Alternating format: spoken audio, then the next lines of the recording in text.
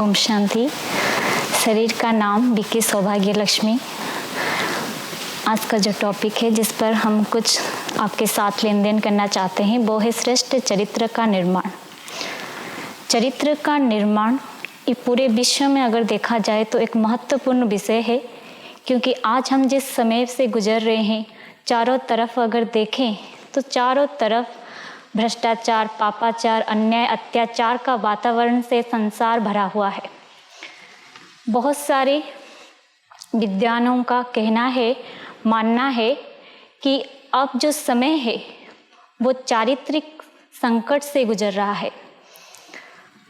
पूरे देश और विदेश का तभी उन्नति हो सकता है जब हम श्रेष्ठाचार बने, हम चरित्रवान बने। देश और विदेश की सामाजिक, चारित्रिक, नैतिक, आर्थिक विकास का आधार ही है मनुष्य आत्माओं का चरित्रवान बनना, श्रेष्ठाचारी बनना। चरित्रवान का विषय इस समाज से और व्यक्ति से जुड़ा हुआ है। व्यक्ति से इस तरह जुड़ा हुआ है क्योंकि व्यक्ति का सुख और शांति का जो संबंध है वो उसके कर्म से जुड़ा हुआ है और कर्म का संबंध उसके विचार से जुड़ा हुआ है, और समाज से इस तरह जुड़ा हुआ है। हर एक आत्मा के आचार विचार का संबंध समाज की हर एक आत्मा के साथ है। बहुत ही मान्यगण्य वैज्ञानिक न्यूटन जी का कहना है कि जब हम यहाँ पर अपनी उंगली हिलाते हैं तो आकाश में तारे भी हिलने लग जाते हैं। बहुत सारे लोग ये सोचते हैं कि वो तो बहुत दूर में रहते हैं, बहुत छोटे, बहुत बड़े हैं, तो फिर यहाँ उंगली हिलाने पर वो कैसे हिल जाते हैं। लेकिन विज्ञान का कुछ सिद्धांत ऐसा है, इस संसार में हर एक चीज से जुड़ा हुआ है।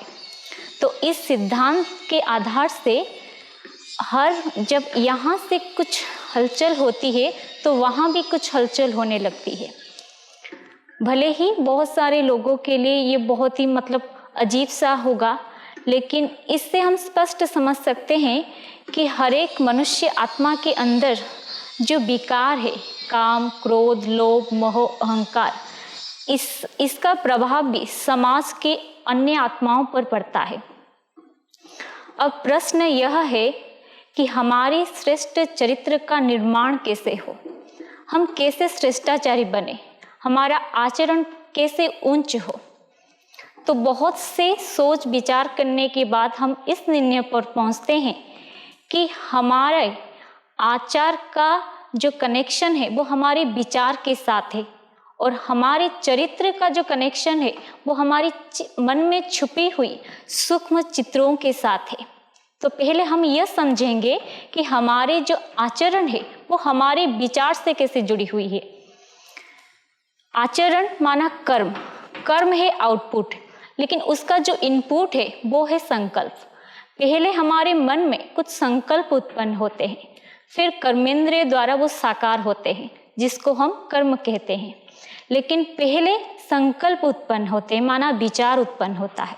अगर हमारे मन में जो विचार उत्पन्न हो रहा है वो श्रेष्ठ है, पवित्र है, दिव्य है, तो हमारे आचरण ऑटोमेटिकली दिव्यता हो जाएगी।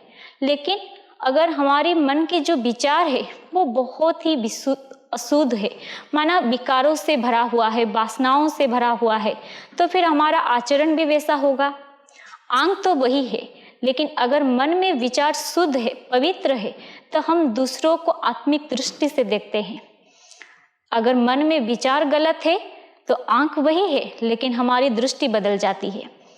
हाथ वही है, लेकिन अगर मन में दूसरों के प्रति रहम दिल है, कल्याण की वृत्ति है, तो फिर हमसे जो कर्म होता है वो दूसरों के कल्याण अर्थ होता है। अगर विचार ही गलत है तो फिर हमारा जो कर्म होता है वो दूसरों को दुख देता है। तो फिर हम यह जानेंगे कि हमारे मन में जो चित्र है वो हमारे चरित्र के साथ कैसे जुड़ा हुआ है, क्योंकि हर एक व्यक्ति के मन में कोई ना कोई चित्र तो बसा हुआ है।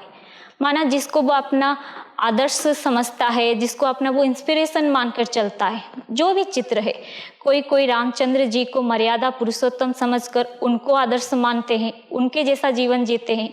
कोई महात्मा गांधी को अपना अनुसरण मानते हैं, कोई विवेकानंद को मानते हैं। ऐसे बहुत सारे चित्र हमारे मन में बसे हुए हैं जिनका प्रभाव हमारे चरित्र पर पड़ता है। लेकिन वास्तविक चरित्रवान का अर्थ क्या है? बहुत सारे लोग समझते हैं अगर कोई व्यक्ति कुछ बुरा कर्म नहीं करता है, मतलब कोई पाप कर्म नहीं करता है, कोई विकर्म नहीं करता है, माना वो चरित्रवान है। लेकिन क्या ये सच है? लेकिन वास्तविक जो ईश्वर के महावाक्य है, ईश्वर के महावाक्य अनुसार वास्तविक चरित्रवान श्रेष्ठाचारी वो है जो मनसा वाचा कर्मणा संपूर्ण निर्विकारी है, जिनके जीवन दिव्य गुणों से भरा हुआ है। माना हमारे पूर्वज देवी देवताएं, अगर हम उनके जीवन को देखेंगे तो उनका जीवन संपूर्ण निर्विकारी है। उनके जीवन में सारी दिव्यताएं भरी हुई है। इसीलिए तो हम उनको देवी देवता कहकर उनका पूजन करते हैं। इसीलिए चरित्रवान बनना माना संपूर्ण निर्विकारी बनना, मनसा वाचा कर्मणा से संपूर्ण निर्विकारी बनना। यही है चरित्रवान बनना। मतलब नर से नारायण बनना और नारी से श्री लक्ष्मी बनना, यही है वास्तविक अर्थ में चरित्रवान बनना। लेकिन अब प्रश्न यह है कि बनाएगा कौन? अगर अब हम पूरे विश्व में देखेंगे, ऐसा कोई भी आत्मा नहीं है जिनके अंदर कोई दिव्यता है, क्योंकि समय चक्र अनुसार हम समय की जिस समय पर पहुंच चुके हैं वो है कलयुग का अंत, जहां पर हर एक आत्मा के अंदर पापाचार व्यभिचार भरा हुआ है। हर एक आत्मा के कर्म अब विकर्म बन गया है। तो फिर हमको चरित्रवान बनाएगा कौन? जरूर हमको चरित्रवान वही बना सकता है जो खुद गुणों के भंडार हो, जिसका चरित्र में कोई दाग ना हो, जो बेदाग हो। और वो एक ही है, वो है परमपिता परमात्मा, सर्वशक्तिमान, पवित्रता के सागर शिव परमात्मा, जो इस संसार में, इस सृष्टि नाटक में, इस कलयुग के अंत पर आते हैं और आकर के हमें श्रेष्ठ ज्ञान देकर हमें उन जैसा दिव्य गुणधारी मनुष्य मतलब देवी देवता बनाते हैं।